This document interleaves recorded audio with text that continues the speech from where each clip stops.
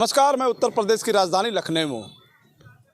लखनऊ में इन दिनों विधानसभा उपचुनाव की चर्चा हो रही है। विधानसभा के उपचुनाव में विभिन्न राजनीतिक दलों की निगाह लगी हुई है। अभी पिछले माह जुलाई में भारतीय जनता पार्टी की एक आवश्यक बैठक थी, जिसमें मुख्यमंत्री स्वयं उन्होंने बैठक ली थी। बैठक में जो 10 विधानसभाओं में जो चुनाव होने वाले हैं, जो चुनाव का बिगुल बजने वाला है, उन चुनाव में भारतीय जनता पार्टी पूरी तैयारी में है। जो 10 विधानसभा हैं, उन विधानसभाओं में भारतीय जनता पार्टी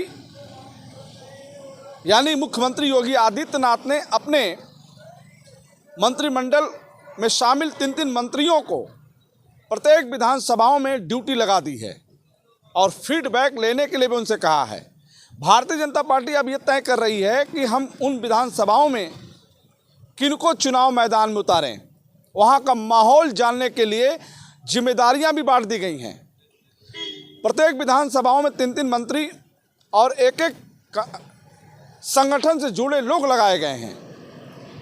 सबसे बड़ा सवाल ये है कि उत्तर प्रदेश की राजधानी लखनऊ में विधानसभा उपचुनाव को लेकर भारतीय जनता पार्टी समाजवादी पार्टी आमने सामने नजर आ रही है। समाजवादी पार्टी के राष्ट्रीय अध्यक्ष अखिलेश यादव करहल सीट से विधायक थे, अब वो लोकसभा में पहुंच चुके हैं, यानी वो सांसद हो चुके हैं।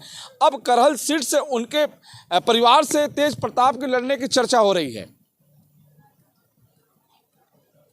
बात करें 2024 के लोकसभा चुनाव में जिस तरीके से पूर्वांचल में भारतीय जनता पार्टी के वोट बैंक खिसके हैं और जो परिणाम संतोषजनक नहीं आए हैं, उस पर भी चिंतन हो रहा है।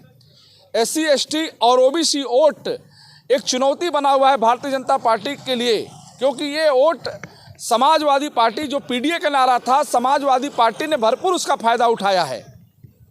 अब Bharatiya Janata party SC ST और OBC वोट पर अपना फोकस बनाई हुई है।